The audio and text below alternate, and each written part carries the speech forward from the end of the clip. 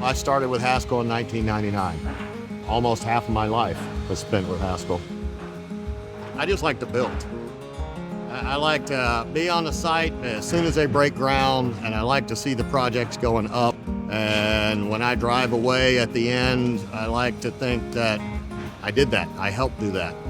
Brad Meadows, project superintendent. And I go crazy in the office. I can't stand it. Hey, good morning. I just like being here in the field.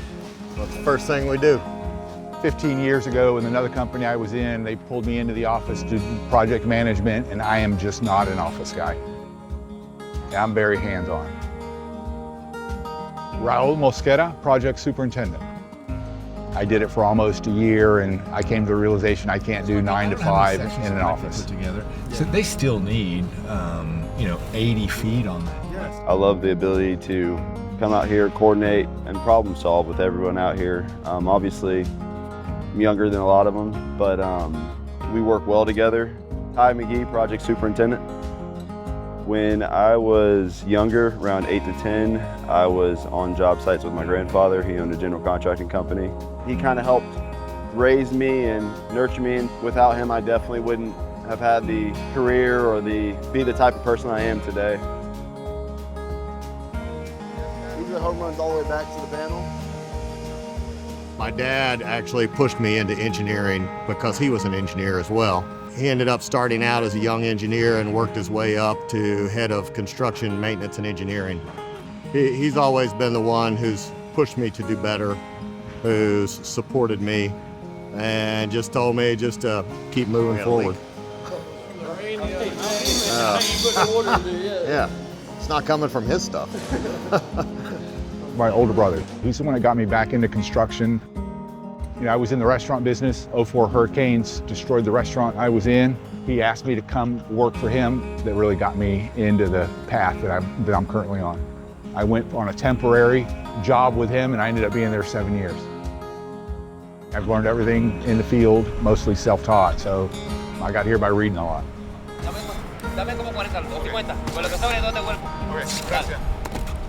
When I turned around 20 is when I went to Haskell and started interning at Haskell. So I didn't know the different opportunities, and as I grew through the internship, I learned that I wanted to go more the superintendent route. You get to a certain point where you feel like you don't need to ask questions. I'm the leader. I still take advantage of asking questions, but I think the more questions you ask, even if it annoys somebody, just keep asking. That's the only way you're going to learn. Did we discuss 2 feet by 4 feet for the back? Are you just doing? Yeah, I was just giving him extra anyway. Are you going to do? I went to the University of Alabama, Roll Tide, and I had a buddy of mine who we were graduating at the same time, and we had a conversation, and I said, I don't know what I'm going to do. I said, I've worked so hard to get this degree, and I don't really want to go sit behind a desk and just do drawings for the rest of my life. I want to go out and build stuff.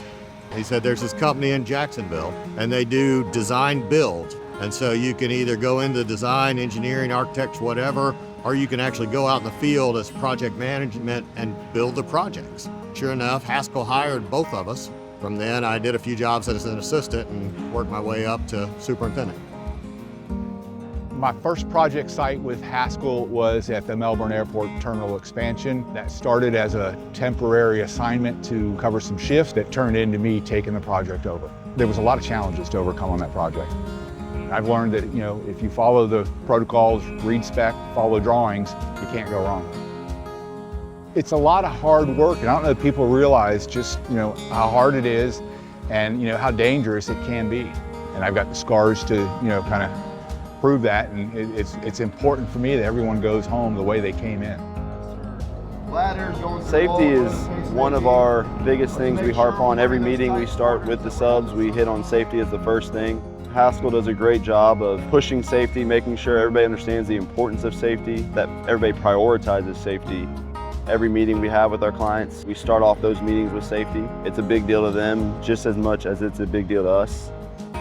We tell the guys all the time in the safety meetings, when you come through the gate, get your mind in the game. We also try to tell them that what we preach to y'all with these safety policies here, take them home with you. When you're working around the house over the weekend, don't stand on the top step of a ladder. You know better than that. First superintendent I ever worked for, told me that if you're gonna do this, you have to be able to make a decision. That one of the worst things you could do is let that work out there stop because you can't make a decision. Over the years, I've gained the confidence in my own abilities. It took me a long time to build that confidence and to realize what I was capable of, and also put it down sometimes. You know, we put in a lot of hours out here. It's a very stressful job. I get up at 4:30 every morning and come to work in the dark, and lots of days go home in the dark. Yeah, this is who we are. We take it with us. I try not to let work rule my life. I learned a long time ago that, stress does not bring any good. I spend time outside at home. Usually every day it's about a 2.5, 3 mile walk with my dogs, and that's the best decompression for me. On the weekends, I definitely like to take it a little bit slower. I like to go golfing. Any chance I can go on a rotation, I'll try to go fishing. Most evenings, I try to split it between, if I'm awake enough, I will read a little bit. I'm real tired, I try to just throw on some TV and watch it till I fall asleep around 10 o'clock. My family is my support. I still have young kids. We spend time together as a family, and we do stuff on the weekends, and that kind of reminds me why I do all this. And that's the best way I decompress, is just spending time with my family. Having the opportunity to run a project as the main superintendent, that was kind of the goal for a while. Like, as a Haskell team member, I'd like my legacy to be that I ran safe and quality projects. That's a tough one. Just that I was thorough in my job, that I built a product that the client was happy with. I want to be known for doing a good job.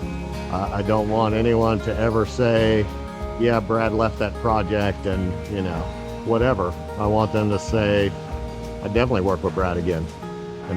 Brad did a great job on that one. That's what I want my legacy to be. I've traveled all over this country thanks to Haskell, and I've seen and done things because of my projects. We're in areas or wherever that I never would have done on my own. We've grown into a multi-billion-dollar company, and there's been a lot of change. But there are still people in the office that if I need something, I can pick up the phone and call them and say, hey, it's Brad. I need your help with this. You still have a lot of the family atmosphere, which is what originally drew me to Haskell. Ultimately, we direct things, and it's not as black and white as people tend to think it is. Construction is fluid, and there are many different paths to get to the end of the line. As difficult as this job is sometimes, I just couldn't see myself doing anything else.